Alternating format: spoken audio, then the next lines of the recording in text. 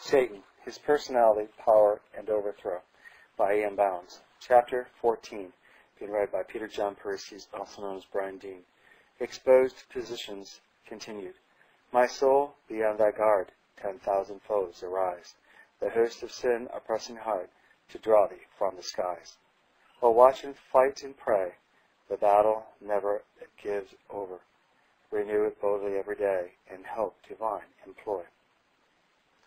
We have two statements in 1 Timothy of serious import in regard to the appointing of men to active and official leadership in the church. The first is against appointing novice to such leadership. Quote, not a novice, lest being lifted up with pride he fall into the condemnation of the devil. Unquote.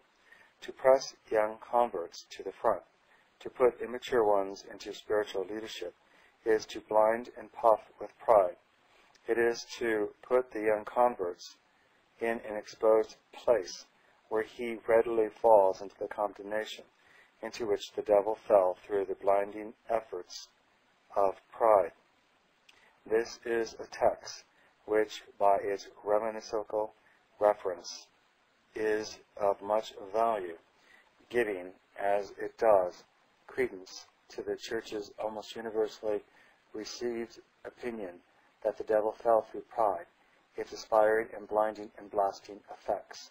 Let the novice be hardened and matured by discipline ere they are put to the front. Staying behind is often a greater cross, as well as a greater virtue, than pushing and being pushed to the front. It is always an unsafe place for faith till faith has its beard or grows its spurs. Men of questionable reputation, placed in church leadership or official position, bring reproach and help the devil much in his disgraceful business. Quote, moreover, he must have a good report of them which are without, lest he fall into reproach and the snare of the devil. Unquote. Men of good character and spotless reputation in the lead of church affairs closes Satan's mouth, cuts off his revenue, and brings his business low. The violation of these two rules in church control, novice in lead and men whose reputation is not spotless as leaders, put the novice in bad case and increases the bad odor of the leaders of questionable repute. The entire church is also put in an exposed condition, imperiling the whole army. Leaders are standard bearers, conspicuous. They ought to be conspicuous in spotless piety. They ought to be mature in age, sound, and advanced in faith and love and sobriety. Gifted, wise, sober, grave, blameless leaders who make the church strong and victorious in the day of battle. Novice in leadership is in exposed condition, but novice to the rear till sheltered in train. Bad reputation is a treacherous or cowardly leadership for God's army. Young widowhood is stable sadness is an exposed condition. No widower has as keen an eye to invade the sanctities of widowed grief as Satan. Paul writes plainly, he knew the hidden gins of Satan. He writes boldly, tenderly, honestly, with discrimination. Quote, honor widows that are widows indeed, but if any widow have children or nephews, let them first show piety at home, and to requite their parents, for that is good and acceptable before God. Now she that is a widow indeed, and desolate, trusteth in God, and continueth in supplications and prayers night and day. But she that liveth in pleasure is dead while she liveth. But the young widows refuse. For when they have begun to wax wanton again against Christ, they will marry, having damnation, because they have cast off their first faith. And withal they learn to be idle, wandering about from house to house, and not only idle, but tattlers also, and busybodies, speaking things which they ought not. I will therefore that the younger widows marry, bear children, guide the house, give none occasion to the adversary to speak reproachfully. For some are already turned aside after Satan. Unquote. This solitary advice relieves the sorrow of the young woman, and puts her where her heart and hands are full of sweet and sacred responsibilities, and nerve and time and heart are full of taxing toil. Satan has a hard job to work on a person thus filled fully in heart and hands with holy toil, rearing the home and state and church of the future. There are in man what the Scriptures term lust, strong natural desires. They are called, quote, lust of the flesh, unquote, quote, lust of the eye, unquote, quote, worldly lust, unquote, the, quote, lust of men, unquote. There are things of time and sense, which the heart naturally craves after and clamors for. They form the basis of temptation within. A wily and powerful seducer may tempt and lead innocency and purity astray, when there is no inward repose to his allurements. But these lusts or desires within form the basis and afford the groundwork for Satan's insidious temptations. St. James describes the whole process, quote, let no man say when he is tempted, I am tempted of God. For God cannot be tempted with evil, neither tempteth he any man. But every man is tempted when he is drawn away of his own lust and enticed. Then, when lust has conceived, it bringeth forth sin. And sin, when it is finished, bringeth forth death, unquote. The term, quote, drawn away, unquote, means to, quote, lure forth, unquote. The metaphor is from hunting or fishing. As game is lured from its many ranges, so man by lust is allured from the safety of self-restraint to sin. The word, quote, enticed, unquote, means a bait, to catch by bait. The Scriptures demand that these lusts or desires be banned and reprobated. We see how Satan and the world are in these lusts. The gospel is a training school in which these lusts are to be denied. Quote, for the grace of God that bringeth salvation hath appeared to all men, teaching us that, denying ungodliness and worldly lust, we should live soberly, righteously, and godly in this present world, unquote. The solemn declaration is made without qualification or deception, a declarative carrying the force of an imperative demand and also that of a condition. Quote, and they that are Christ have crucified the flesh with the affections and lusts, unquote. The whole work of Christ is presented as an engaging and exciting pattern for us to copy in destroying these lusts. Quote, for as much then as Christ hath suffered for us in the flesh, arm yourselves likewise with the same mind. For he that hath suffered in the flesh hath ceased from sin, that he no longer should live the rest of his time in the flesh to the lust of men, but to the will of God, unquote. We are taught that these lusts are put in opposition to the will of God. They cannot be yielded to and obey God. No man can serve these two masters. These lusts are the basis and sources of corruption. They war against the soul. We are to, quote, put off concerning the former conversation the old man, which is corrupt according to the deceitful lusts, and be renewed in the spirit of your mind, that you put on the new man, which after God is created in righteousness and true holiness, unquote.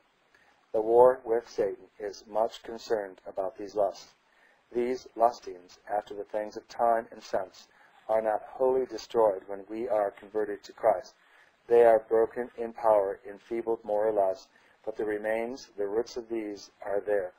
Like a tree in life cut down at its stumps, they throw out many shoots.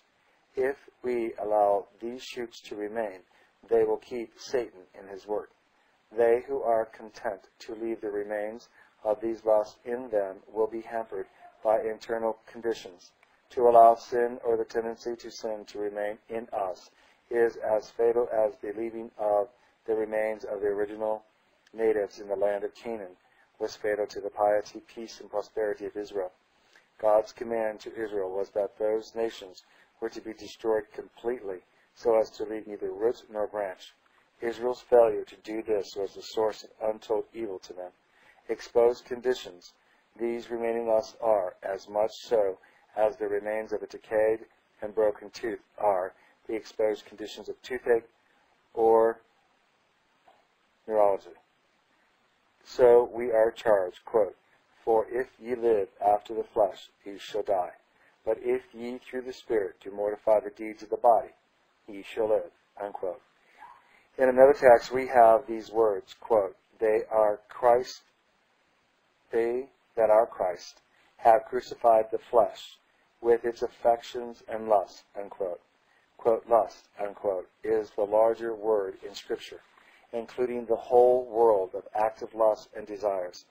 The, quote, affections, unquote, is not so much the soul's disease in its more active operations as the diseased conditions out of which these spring.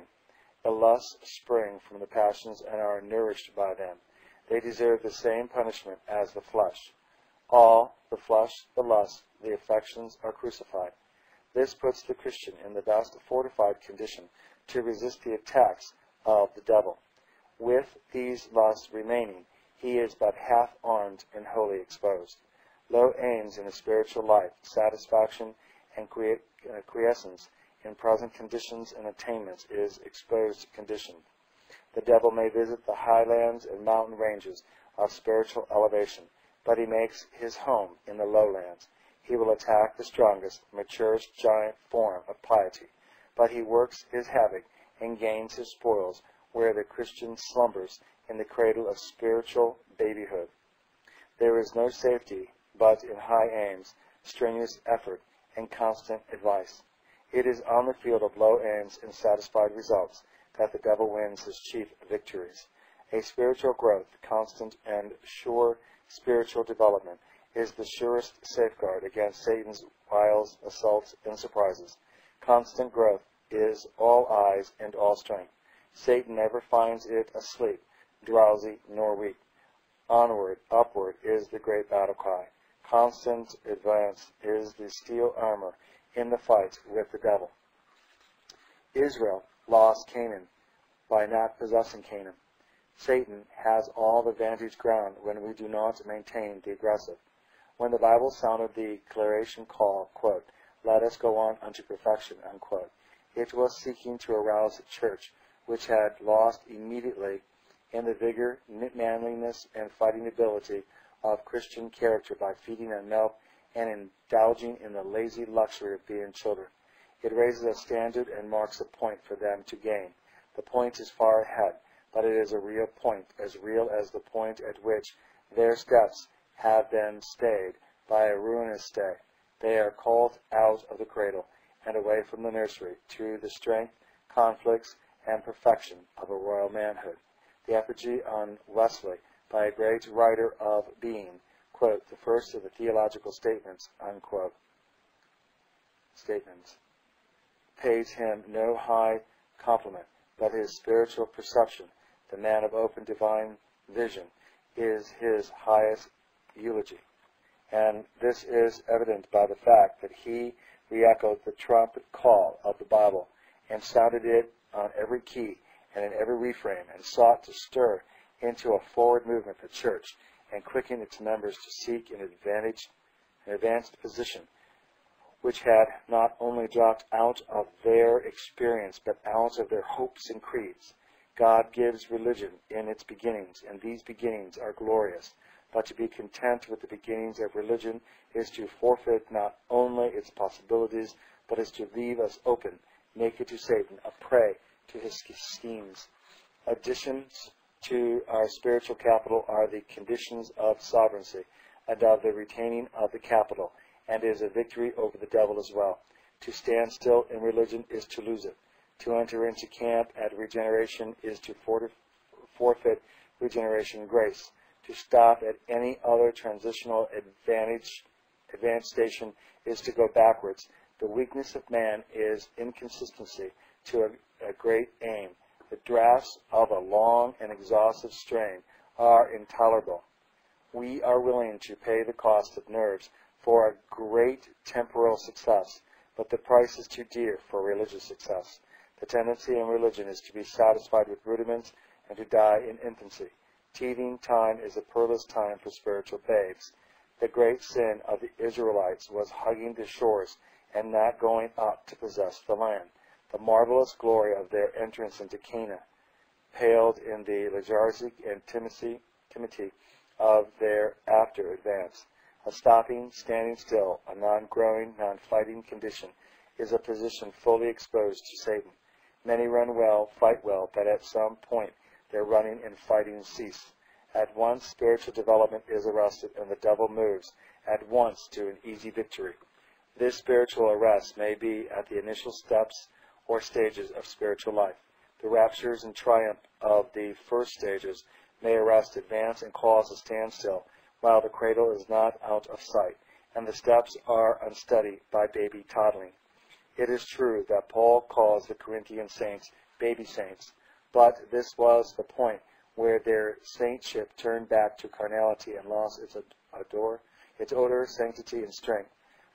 Their great sin and backslidings were found in their babyhood, not that they began as babies, but that they stayed babies. Baby sainthood is the popular sainthood of these days. To begin as babies is well, but to remain babies 40 years is a fearful deformity. It would be well for us if spiritual arrest belongs only to the high regions of spiritual advance, while not a few, doubtless, of those who have received a great spiritual baptism after the grace of conversion have crystallized around this point of advance. The far greater number of people and preachers have crystallized around the initials of grace. We may have some specimens of Christian mummies who in size approach to maturity, but the number of the dwarfed and cradled ones is legend. Spiritual arrest is not confined, though, to the initial steps. Its lifeblood may chill in its step, halt at the point of highest advance. Many Christians are so enthusiastic over some marked advance, some higher elevation gain, that they become enchanted with the beautiful and lofty regions and are lured to sleep, and like Bunyan's pilgrim, lose their role and are all unconscious of their loss. And instead of pressing on with tireless steps, they but cover the future with their imaginations, and while their fancies are filled with the rich colorings of their advanced position, their feet have declined and are in the vale again. They are so happy that it is almost impossible to bring them to their senses and make them understand that there is many a weary and toilsome step between their Red Sea deliverancy and the Promised Land, and that even after the desert is crossed and the Jordan divided, and the sanctified soil of Canaan pressed by sanctified feet, there is many a battle to be fought, and many an enemy to be destroyed before the goodly land is all possessed.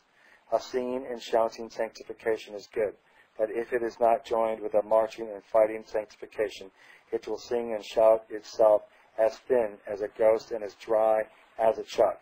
Quote, forgetting those things which are behind, and reaching forth to those things that are before, unquote, is the divine process to hold what we have by getting more. Paul's marvelous career was simple, not complex. He sums it up in fighting, running, watching, the three elements of a continuous advance. Many a great battle has been lost by the demoralizing effects of the halt caused by a partial victory in the earlier parts of the conflict. It is no easy matter to keep place and march and rank when the spoils of a half-gained victory cover the ground. There is no position this side of heaven free from the dangers of spiritual arrest and secure from the devil's attacks. The conflicts and vigilance of advance must mark every step till our feet are within the pearly gates. A non-growing piety with an arrested spiritual development, whether the arrest is in the initial stages or at the more advanced stages, is always and everywhere an exposed position, always vulnerable to Satan's attacks.